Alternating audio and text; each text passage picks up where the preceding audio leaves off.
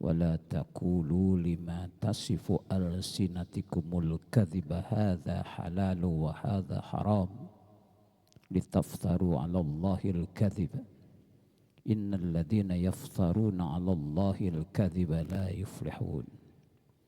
قال النبي صلى الله عليه وآله وسلم إن الله فرض فرائض فلا تضيئوها وحد حدودا فلا تعتدوها وسكت عن أشياء غير نسيان رحمة لكم فلا تبحثوا عنها. وقال أيضا في حديث آخر الحلال ما أحل الله في كتابه والحرام ما حرم الله في كتابه وما سكت عنه فيما عفا عنه. صدق الله وصدق رسول الله صلى الله عليه وآله وسلم. رب اشرح لي صدري ويسر لي أمري واحلل عقدة من لساني يفقه قولي. سبحانك لا علم لنا إلا ما علمتنا إنك أنت العليم الحكيم. يا فتاح يا فتاح يا فتاح يا عليم يا عليم يا عليم اللهم افتح علي فتحا قريبا. Ma'asyiral muslimin wal muslimat, hadirin hadirat jamaah salat zuhur peserta kajian singkat ba'da zuhur rahimakumullah. Akhir-akhir ini di satu sisi saya merasakan begitu bahagianya, semaraknya dakwah-dakwah, kajian-kajian keislaman di kantor-kantor maupun di masjid-masjid di lingkungan kita. Itu satu hal yang sangat luar biasa, di mana ghirah umat terhadap kajian agama begitu luar biasa. Satu sisi, tapi di sisi lain saya ada kekhawatiran yang justru bukan malah manfaat, malah madarat, ada konflik horizontal. Ketika tema-tema kajiannya adalah tema-tema yang sudah mengklaim kebenaran milik kelompok firqahnya. Ini yang sangat saya, karena saya bergelut dalam dunia dakwah ini udah lama, dari tahun 83. Kekhawatiran saya, khawatir ada konflik horizontal ketika materi-materi dakwah yang disampaikan sudah klaim-klaim kebenaran dan menyesat-nyesatkan kelompok lain. Maka kita ini sebenarnya sudah dewasa beragama, karena kita diwariskan dengan 4 madhab. Ya sudah, dia itu sebuah pelajaran besar ketika lahir madhab Hanafi, Maliki, Syafi'i dan Hambali. Itu sebuah pelajaran besar bahwa ada perbedaan interpretasi terhadap nas-nas Al-Quran dan hadis, sehingga lahirlah madhab. Jadi kalau kemudian lahirlah madhab Hanafi, Maliki, karena beda pemahaman interpretasi terhadap nas Al-Quran, kitabnya Quran dan hadis.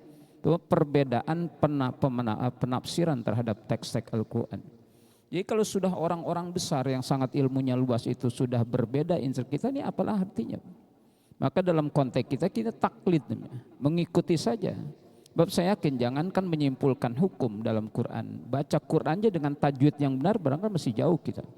Makna huruf dalam Al-Quran aja barangkali kita belum kita tahu. Ulama-ulama itu sudah mengajar kepada kita dengan bermacam-macam tinjauan penafsiran yang berbeda. Maka satu-satunya dari ceramahnya Ustadz Islah Bahrawi, satu-satunya yang saya sepakati dari ceramah beliau, meskipun beliau ada berbau liberal dan sebagainya, satu-satunya yang saya sepakati, kata beliau, kita ini tidak beragama, kita ini menjalani tafsir agama. Kita tidak beragama, kita menjalani tafsir agama. Maka ketika ke Mekah akan berhadapan dengan madhab Hambali, ke Mesir madhab Syafi'i, umumnya negara-negara Asia Tenggara bermadhab Syafi'i, nanti ke Maroko Maliki. Itu semuanya tafsir agama yang ditafsirkan oleh para ulama. Jadi kalau sudah berangkatnya dari tafsir agama sebagaimana almarhum Cak Nur Penalang, kalau sudah tafsir agama itu sangat relatif. Jadi tidak bisa mengklaim sendiri kebenaran milik kelompoknya, karena kelompok lain akan mengatakan yang kami pahami seperti ini. Jadi percuma saja kita ribut soal kunut subuh sekarang, zikir habis sholat, karena masing-masing ada interpretasi yang berbeda terhadap amaliyah. Yang jelas semua merujuk pada Al-Quran dan Sunnah, semuanya merujuk pada Quran. Zikir habis sholat itu merujuk pada ayat fa'idha qadaitumus shalah fadkurullaha qiyama wa qu'uda wa ala junubihim. Bila kalian telah menunaikan sholat, kata Allah, Quran. Fa idza qadaitumus shalah fadhkurullah. Kalau sudah selesai kalian tunaikan sholat, zikir kepada Allah itu subhanallah, ajarkan subhanallah subhanallah. Jadi kalau konteksnya tuduhan-tuduhan bid'ah habis sholat itu menyalahi Quran. Nah, berbeda pendapat menyimpulkan hukum berangkat pada kitab suci yang sama, rasul yang sama, perbedaan interpretasi terhadap teks-teks Al-Quran, lahirlah ijtihad. Jadi kalau kita meributkan hal-hal yang sebenarnya tidak perlu diributkan, bahkan mengklaim-klaim menyimpulkan hukum sendiri, maka kesempatan ini saya sampaikan satu ayat Quran. Allah nyatakan wala taqulu lima tasifu alsinatikumul kadzib hadza halal wa hadza haram litaftaru 'ala Allahil kadzib innal ladzina yaftaruna 'ala Allahil kadziba la yuflihun. Maka sekarang saya sering kasih masukan pengurus masjid, hati-hati mendatangkan pemateri hadis, pemateri agama. Salah saja menghadirkan seorang pemateri akan timbul konflik horizontal di jamaah itu, menyalah-nyalahkan orang lain.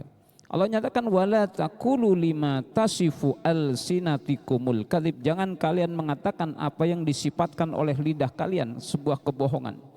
Hadza halal wa hadza haram. Ini halal, ini haram, ini bid'ah, ini sesat. Hadza halal wa hadza haram litaftaru 'ala Allahil kadzib. Untuk kalian mengada-adakan atas Allah sebuah kebohongan. Innal ladzina yaftaruna 'ala Allahil kadziba, sungguhnya orang yang mengada-adakan kebohongan la yuflihun, tidak akan berbahagia, kata Allah. Itu makanya dalam hadis Nabi yang berkaitan dengan ayat ini, Nabi katakan al halalu ma ahallallahu fi kitabi wal haramu ma harramallahu fi kitabi. Al halalu, katanya yang halal itu siapa? Bukan kita yang menentukan. Al halalu ma ahallallahu fi kitabi. Yang halal itu apa yang Allah halalkan dalam kitabnya. Wal haramu, dan yang haram ma harramallahu fi kitabi, apa yang Allah haramkan dalam kitabnya Al-Qur'an. Wa ma sakata anhu, dan hal-hal yang Allah diam terhadap satu perkara, Allah tidak membahasnya, itu fima afan, itu termasuk hal yang dimaafkan oleh Allah. Jadi jangan menghalalkan kecuali kita ikut apa yang Allah halalkan. Jangan mengharamkan kecuali mengikut apa yang Allah haramkan. Kalau satu kasus Allah tidak sebut dalam Quran dan hadis Nabi, itu berarti termasuk hal yang dimaafkan. Orang mana dalil, enggak mesti harus dalil. Ya, Rasulullah ketika mengutus Mu'ad bin Jabal ke Yaman, itu sahabat pertama yang diutus keluar dari Jazirah Najd menuju Yaman untuk berdakwah.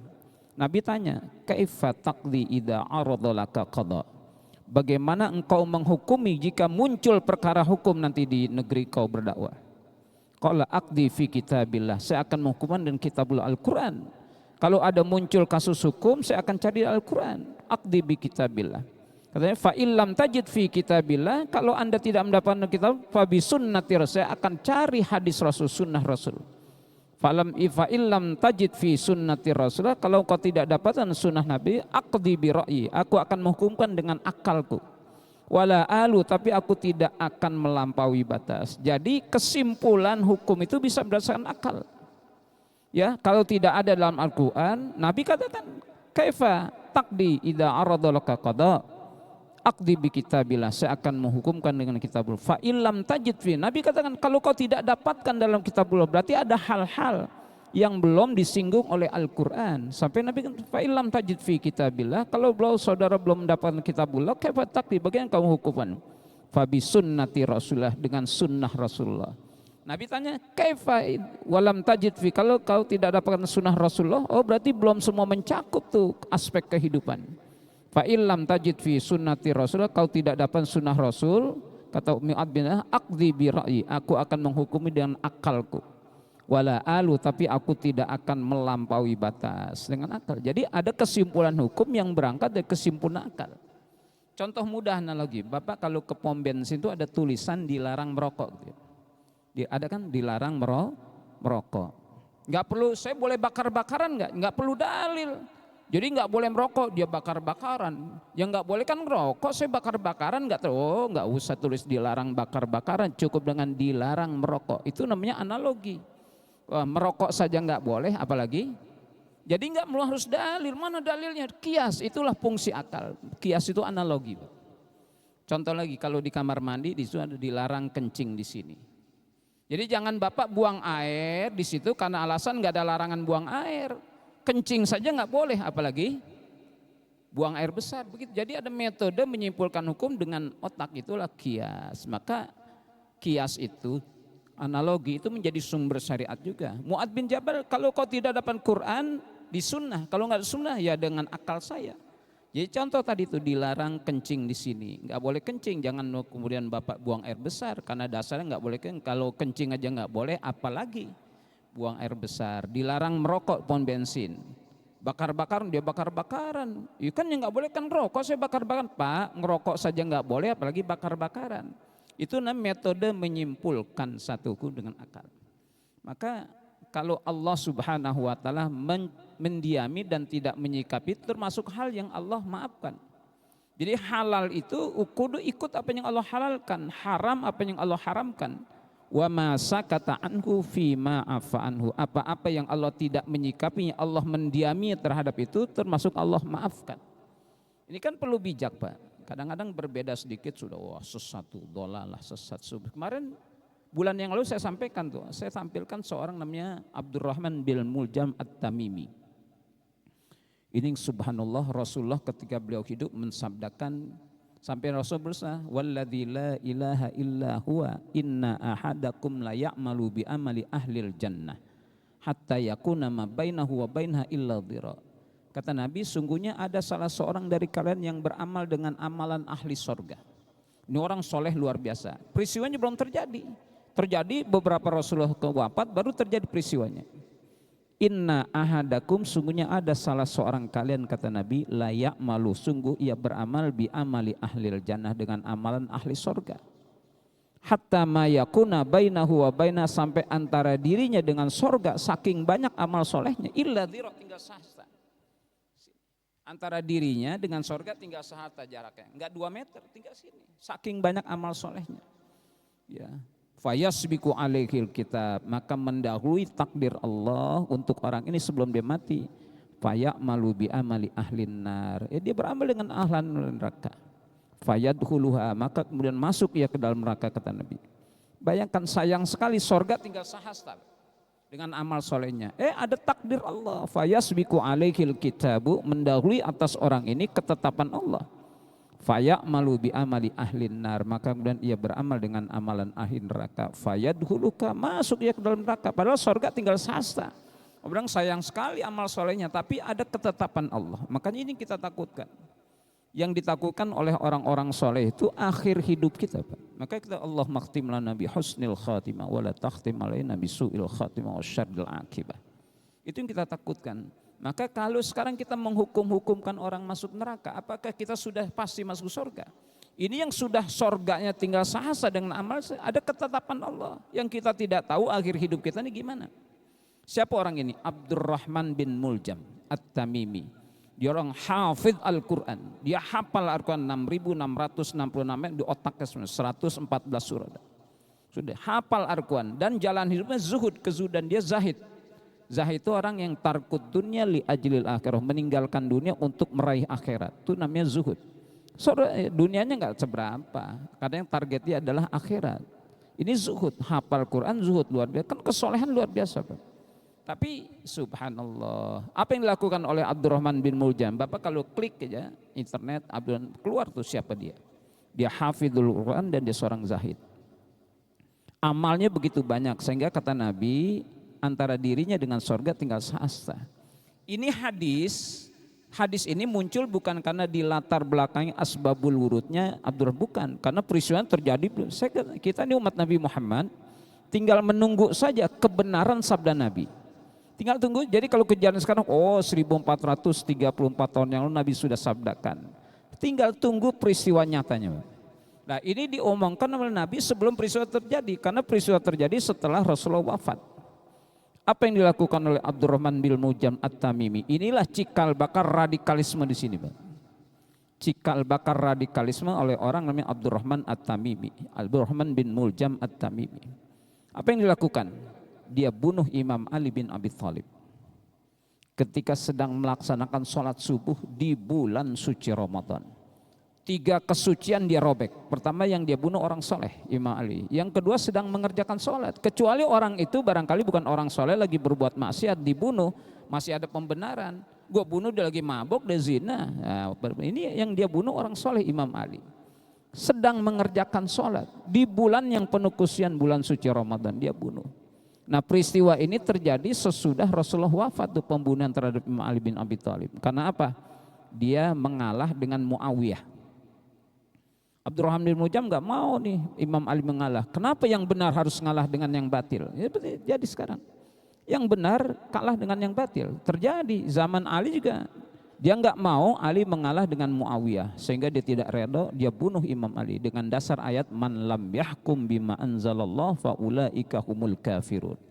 Siapa orang yang tidak menghukumkan dengan hukum Allah, man lam yahkum, siapa orang yang tidak menghukumkan dengan apa yang Allah turunkan dalam Quran, faulaika humul kafirun, faulaika humul fasikun, faulaika humul munafikun. Karena dasar ayat itu dia bunuh.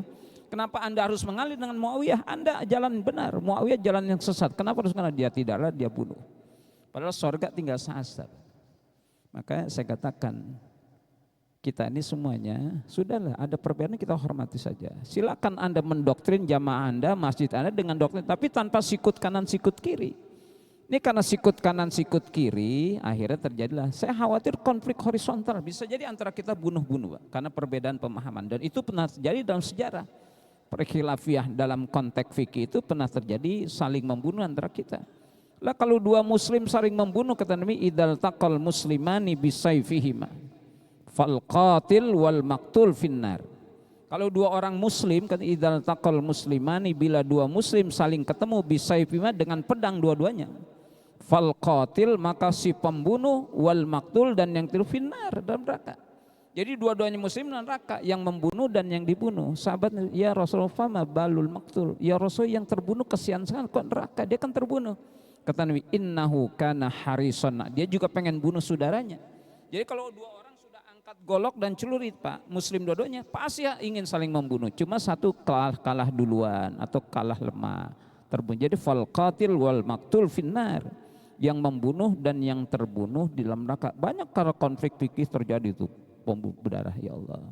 Makanya seorang dai mesti bijak menyampaikan perbedaan-perbedaan. Jadi sesat, bid'ah, neraka, subhanallah. Neraka itu kalau ada orang waqina adzabannar, waqina adzabannar, ya Allah selamatkanlah kami dari neraka. Kata Nabi, neraka itu berkomentar, dia kan makhluk Allah, qalatin nar Allahumma a'idhu minni, ya Allah, tuh ada hambamu minta diselamatkan dari siksa neraka. Qalatin nar Allahumma a'id, ya Allah selamatkanlah orang itu dari diriku. Jangan dikira neraka senang sekali diisi manusia. Dia sendiri mendoakan, Allahumma a'idhu min, ya Allah selamatkanlah orang itu dari diriku. Kenapa kita neraka sendiri tidak senang, kita nyelip-nyelipin orang masuk neraka dengan amal yang berbid'ah, sesat, dolalah, segala macam. Kita tadi berharap ibadah kita Allah terima, Pak. Soal diterima atau tidak kita tidak tahu. Kata Nabi, fa innaka la tadri akubilat amruddat. Kalau kita habis berbuat ibadah itu lupakan. Karena kita tidak tahu diterima atau ditolak. Tadi sholat saya, Bapak, kita nggak tahu diterima. Malaikat cuma mencatat saja. Sholat tulis baik, dilihat baik, didengar baik oleh malaikat, tulis baik. Tapi soal diterima bukan urusan malaikat, Allah Subhanahu wa taala. Kata Nabi, fa innaka la tadri akubilat amruddat. Engkau tidak tahu diterima atau ditolaknya. Apalagi sekarang menghukumkan orang masuk neraka, apakah amal ibadahmu itu pasti mengantarkanmu masuk neraka? Enggak. Sudah tasamu, kata innama bu'isu bil hanifiyyati sammah. Aku ini diutus, kata Nabi, dengan bawa ajaran yang lurus, as-sammah, yang penuh dengan toleransi. Kalau Nabi saja dalam konteks akidah menghormati keyakinan orang, Pak. Lakum dinukum waliyadin, itu terhadap orang kafir. Lakum dinukum waliyadin, bagi kalian keyakinan kalian. Kalau dalam tafsir Jarir Tobari kan, lakum syirkukum wa asna, bagi kalian silakan syirik kalian dan patung-patung kalian, waliyadi ay wali tauhidi wa imani, bagiku iman dan tauhid. Silakan mau menjah apa saja, silakan mereka melakum dinukum. Itu dalam konteks akidah diajarkan dalam agama, doktrin tasamuh, penghormatan. Silakan Anda yakin itu kebenaran. Sama juga apalagi antara kita dalam konteks fikih. Kalau kita meyakini sebagian dari turun-murun dia benar Syafi'i, kemudian turun bahadab, dia sudah hormati. Berkumpul kita di rumah Allah dengan perbedaan penafsiran yang berbeda. Toh kiblatnya sama. Kecuali di antara kita kiblatnya kita ke sana, dia ke sana, ngalor, kita ngulon, dia ngidul. Nah, itu salah konteksnya karena harus ngadep kiblat. Ini saya sampaikan kawan-kawan semuanya, saya nggak sebut kelompok-kelompoknya. Kok semakin sekarang semakin mengklaim paling benar sendiri. Saya tutup dengan ungkapan Imam Ali bin Abi Thalib radhiyallahu anhu. Kata beliau, man dhanna annahu bi badlil juhdi yasilu ilal jannah fahuwa muta'annin. Man dhanna, siapa orang yang menyangka bi badlil judi, dengan semangat ibadah sampai jidatnya hitam. Man dhanna annahu bi badlil judi yasilu ilal jannah fahuwa muta'annin. Orang yang menyangka dengan semangat ibadah, salatnya, tahajudnya, puasanya, berzikirnya, bacakan, nyampe ke surga. Muta'annin itu orang sombong, kata Imam Ali. Jadi man dhanna annahu bi badlil judi yasilu ilal jannati fahuwa muta'annin. Orang yang menyangka bahwa dengan semangat giat ibadahnya sampai kepada surga, itu orang yang sombong. Enggak boleh, sudah kita minta aja Allah nanti biar masukkan wa adkhilnal jannata mal abrar. Jadi kata Allah, kata Nabi dalam hadis, kalau ada orang waqina adzaban nar, ya Allah selamatkanlah kami dari siksa api neraka. Itu neraka ngomong, kata Nabi, qalatin nar, berkatalah neraka, kata Nabi, Allahumma a'idzu minni, ya Allah selamatkanlah orang itu dari diriku. Saking gembiranya. Jadi jangan kira neraka itu senang-senang, benar dimasukin, dia kesian. Neraka itu sempit, Pak. Neraka itu sempit dan panas lagi. Kalau surga itu ribuan kali luasnya daripada neraka. Itu rahmat Allah. Jadi surga itu alfa marat, lebih luas, ribuan kali luasnya daripada neraka. Nah, itu disuruh buat umat manusia yang berlomba-lomba kebaikan. Nah, neraka itu sempit. Maka dia sendiri kata, ya Allah selamatkanlah orang itu dari diriku. Begini. Kalau ada orang wa adkhilnal jannata mal abrar, ya Allah masukkanlah kami ke dalam surga. Itu doanya serame-rame. Ya, kita doakan masing-masing, pakai batik, semuanya pakai baju kotak-kotak, yang partainya beda, masuk surga bareng-bareng. Wa adkhilnal qalatil jannah.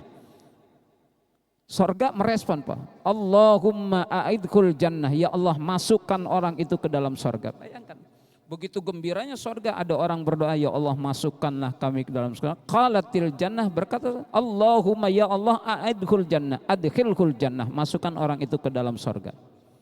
Itu begitu, ya Allah. Saya bilang, saya sendiri nggak tahu apa diterima atau tidak. Jadi kita berharap Allah menerima amal ibadah kita. Kan sebaiknya kita saling mendoakan, Pak, bukan saling mencelak-celakan, menyesat-nyesatkan, mengkafir-kafirkan aja. Ayo masuk ke surga. Ayo kumpul di masjid Allah menghadap kiblat yang sama dan takbir Allahu Akbar, Assalamualaikum sama. Kecuali sudah keluar dari konteks itu, mulainya tidak dengan Allahu Akbar, terakhir tidak salam, semuanya sama. Cuma perbedaan fikih saja. Dan seringkali, saya tutup terakhir nih, seringkali yang justru kategorinya adat, tradisi, kebiasaan dianggap ibadah. Jadi kalau tradisi itu tidak ada label-label bid'ah, jadi tidak bisa melabeli tradisi dengan kata-kata bid'ah. Apa yang terjadi pada suku di Indonesia ini tidak terjadi pada masa Rasulullah. Jadi apa yang terjadi sekarang tidak ada di Jazirah Arab ketika Nabi hidup. Maka tidak boleh nih tradisi-tradisi, orang Jawa punya tradisi tidak siten. Terus ada midodarni, ada orang Jawa ya, ada midodarni, Pak. Apa midodarni? Enggak ada zaman Rasul mengandiin anak sebelum nikah tuh midodarni, ada tidak sitan meletakkan kaki anak ke bumi untuk belajar jalan. Enggak, kalau dicari dalilnya enggak ketemu, orang bukan agama, itu tradisi. Ya kalau agama pakai dalil, dalilnya pun tidak selalu nas Al-Quran dan hadis dengan kias logika, bisa. Mana dalilnya, mana ya, kalau nuntut dalil enggak ada midodarni. Rasulullah tidak midodarni Fatimah putrinya. Nah, adat itu tidak bisa dilabeli bid'ah. Bid'ah itu pada ibadah, menambah-nambah ibadah, mengada-adakan hal baru dalam konteks ibadah itu bid'ah. Kata ulama, al bid'atu fil ibadah la fil adah. Bid'ah itu baru dikatakan label bid'ah kalau menambah-nambah ibadah atau mengada-adakan hal yang sifatnya ibadah. Kalau ada tradisi enggak ada bid'ah, la al bid'atu fil ibadah la fil adah. Ada Profesor Dr. Umar Abdul Kafi, seorang ulama besar di Uni Emirat Arab. Al bid'atu fil ibadah. Bid'ah itu dalam konteks ibadah. Kalau nambah-nambah ibadah, mengada-adakan ibadah yang baru, itu namanya bid'ah. La fil adah, tidak ada. Tari lilin, orang Minang kalau habis itu ada tari lilin. Enggak ada akad nikah cukup, enggak ada tari-tari lilin aja, enggak ada. Bid'ah enggak, itu tradisi, enggak bisa dihukumkan bid'ah karena sifatnya tradisi, adat, kebiasaan. Maka siapapun pulang ke kampungnya pasti ada. Maka saya katakan nyekar itu tidak bid'ah, silaturahim. Orang mau puasa, orang Jawa pulang kampung nyekar, ketemu berminta maaf dengan kawan-kawannya dan orang tua, nyekar itu bukan bid'ah karena bukan konteks ibadah, itu tradisi nyekar. Pulang kampung mau ziarah pada yang hidup dan sudah mati. Di sini perlu kearifan dan perlu kata ulama idat tasa ilmuhu ittasa sadru. Kalau luas ilmunya, luas dadanya, lapang dadanya melihat perbedaan, oh ya sudahlah silakan. Kita doakan mudah-mudahan antum yang maulid masuk surga, yang tidak maulid juga masuk surga gitu.